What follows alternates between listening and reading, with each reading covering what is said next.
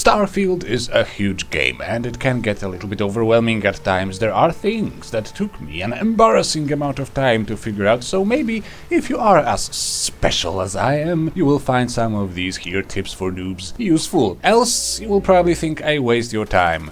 But really, some simple things are painfully difficult to figure out in this game, so let's look at the ways to make your first experience or experiences with this game a little bit smoother. I am, of course, still learning the game, and sometimes my two brain cells are too busy to notice some obvious feature, so if you have some useful tips, or maybe you noticed something curious that isn't exactly obvious for the first time players, do not hesitate to share that in the comments. Alright, first of all, plan the character build. Yes, this is of course rather obvious for most RPG games, but for Starfield it's much more so than say for Skyrim or Fallout 4. For example, you can't level up skills you haven't unlocked yet. You can put as many early game modifications on your spacesuit as you please, but it will not count towards your progress in spacesuit design skill until you have unlocked at least the first rank in that skill. Once the initial skill challenge is done, further mods won't amount to any skill progress until the next rank is unlocked, and so on and so forth. So it's going to be mighty helpful to decide pretty early on whether or not you would like to invest your time and resources into something you will never get very competent at. I actually appreciate it quite a lot. Starfield is the first Bethesda game in long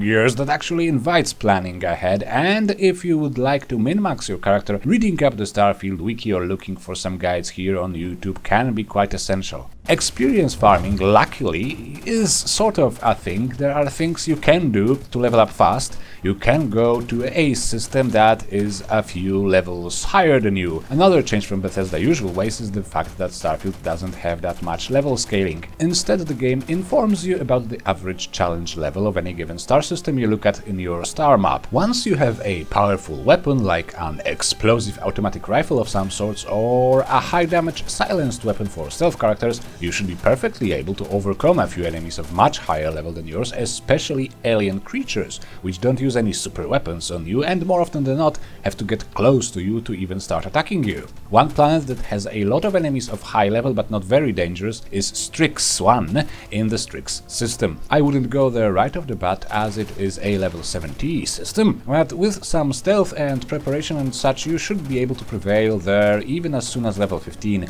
Another good system for this Exp Farming is Schrödinger. There is a planet there with abundant fauna but no human NPCs to spoil your fun. There is also a way to get some extra XP completely stress-free. Less efficient than the previous method, but much more zen. Many moons in this game have no life on it and just 2 or 3 resources. Land there, scan a few rocks, XP gained for a complete survey. It's even faster to completely survey a gas giant or an ice giant. You just need to be in the orbit of such planet and scan it from your ship. All complete surveys, including the one-click ones, will also give you a survey data slate which you can sell for some profit. It's not that much, but it's easy money. So that's the efficient XP and money gain. But what about efficient looting? Sadly, in Starfield you are really dependent on random loot if you want to get the best possible gear for your character build. Some legendary items can be complete and utter game changers, and there is definitely not enough guaranteed legendary.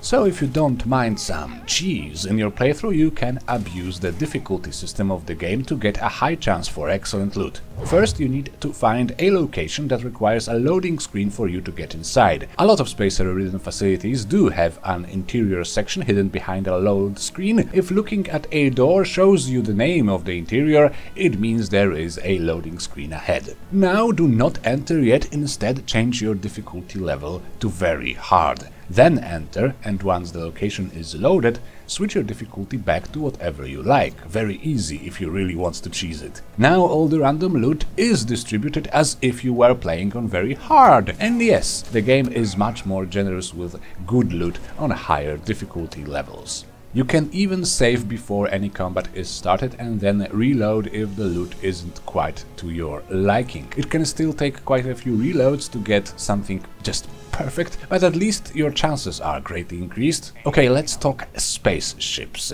It is embarrassing, but it took me most of my first playthrough to figure out how to rename my ships. It is a bit hidden, so if you're like me and your IQ sometimes suddenly drops below your age, you might find this one useful. At spaceports, tell the space engineer person to review and modify your ships. Enter the build mode and enter the flight check. I am on PC, so it's the F key for me for a flight check. At the bottom there, below the possible messages and warnings about how and why your ship sucks, there is the rename button. Now you can enter the new name, accept, and then accept all the changes when exiting the build mode. If you build a lot and research stuff and modify your gear, you need a lot of resources, preferably keeping most, if not all of it, in your ship's cargo hold. You can actually access the cargo hold from your character menu or pose menu or whatever you call it, as long as you are within 200 meters away from the ship. Just open the menu, click Starship on the bottom left, activate, or click on the cargo hold. Now you can transfer items to the cargo the same way you transfer stuff to all containers and companions. It may be obvious to you, but you know, some of us are quite special and not that bright. It's very easy to determine how far away you are from your ship by placing the crosshair on its map marker when your scanner is on.